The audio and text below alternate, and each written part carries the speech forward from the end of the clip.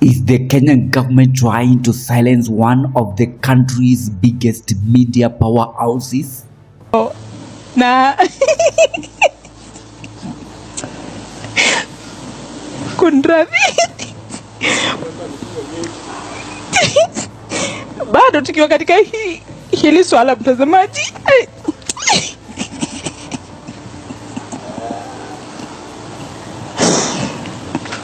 The Standard Group, the parent company of KTN News, is on the brink of being shut down after the government announced plans to revoke all its broadcasting licenses.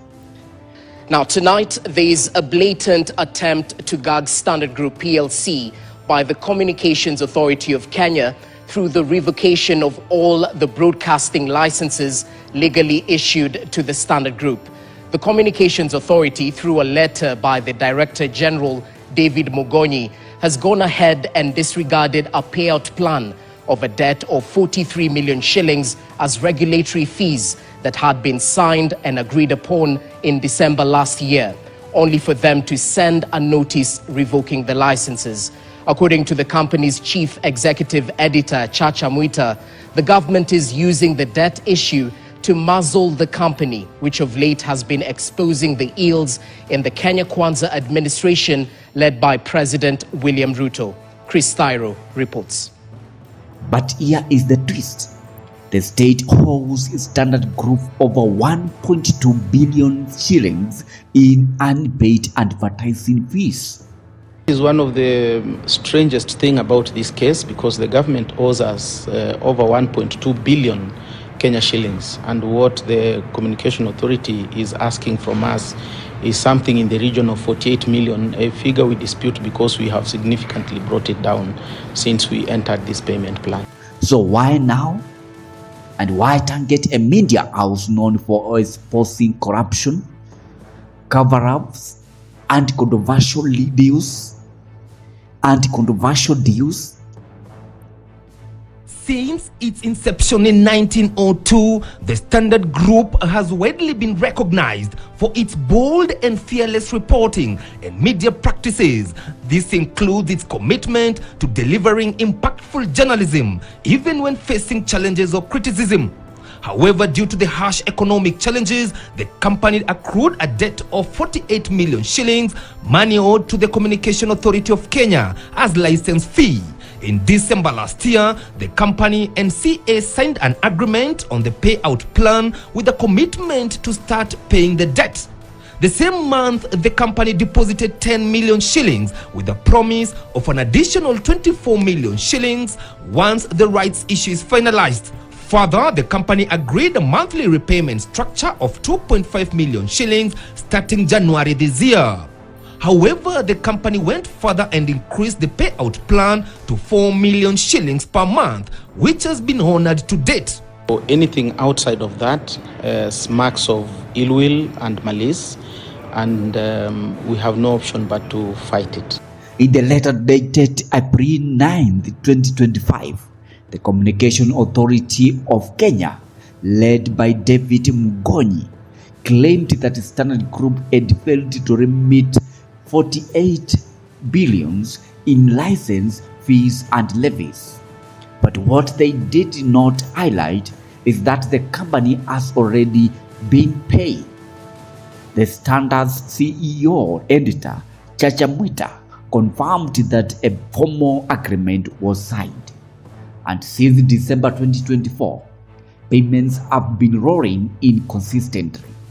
But to the dismay of the company, the Communications Authority of Kenya made an abrupt about turn, and through a letter dated 9th April this year and signed by the Director General David Mugonyi, issued a notice to revoke all the broadcasting licenses issued to the Standard Group. Despite having a clear payout plan and having honored the monthly payment and even increased from 2.5 million shillings to 4 million shillings. We have moved to the tribunal to ask for an injunction against the publication of the threatened Gazette notice to revoke all our broadcast licenses. And We think that this is an attempt to gag the media. So why revoke the license now? Media says it is civil retaliation of the titles that they have earned on standard newspapers. So the truth of the matter is that there is no question of stepping down or increasing pressure, or it is something that I always say that what we publish and carry is the reality of the day. So if the reality changes, of course the reality of those headlines and the reality of those stories will change. We are not going to back down. We are not going to report things that are not the reality just to make some people happy. Number 1, gold money deals, which was linked with Ruto. Number 2, state left us to die.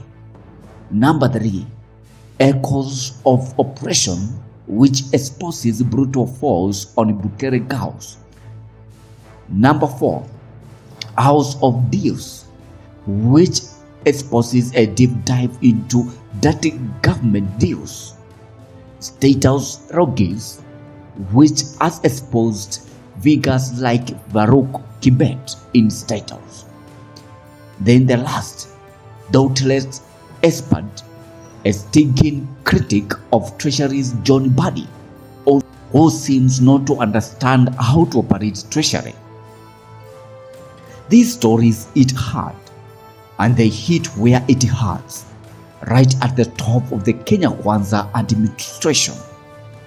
From the bold and better headlines on the standard newspaper to the objective and authoritative news reporting in both radio and TV, it is clear that the Kenya Kwanza administration is out to gag the very media that is responsible for informing and educating the public on what's happening around the world, and more so what this regime is up to.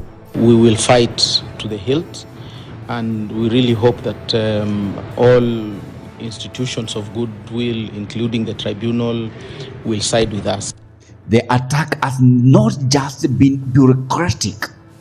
A wave of fake headlines, online trolls, and threats to journalists has targeted Standard Group in recent weeks, allegedly funded by pro-government bloggers. And this is not just new. Just last month, Standard Media contract for a national irrigation campaign was cancelled without warning, despite winning the bid fairly. It is not the first time that the government has tried to muzzle the Standard Group. Last month, the government, through the then Broadcasting Principal Secretary, Edward Kisiangani, cancelled the Standard Group's media contract with the Ministry of Irrigation due to its critical coverage. Despite the Standard Group having been selected among other media houses to run a campaign for the launch of the National Irrigation Sector Investment Plan, the contract with the Standard Group was cancelled at the 11th hour. The government has also been sponsoring bloggers to taint the image of the company on social media platforms, including generating fake headlines and even threatening journalists from the Standard. Now the Standard Group is fighting back, seeking an injunction from the Communications and Multimedia Appeals Tribunal to block the government's move. Will the tribunal stop the silencing of a media giant, or are we witnessing the slow death of press freedom in Kenya? This is not just about one company. This is about every Kenyan's right to know the truth. Subscribe, share, and comment below. Is there justice or pure political vengeance? This is Stephen, GC News.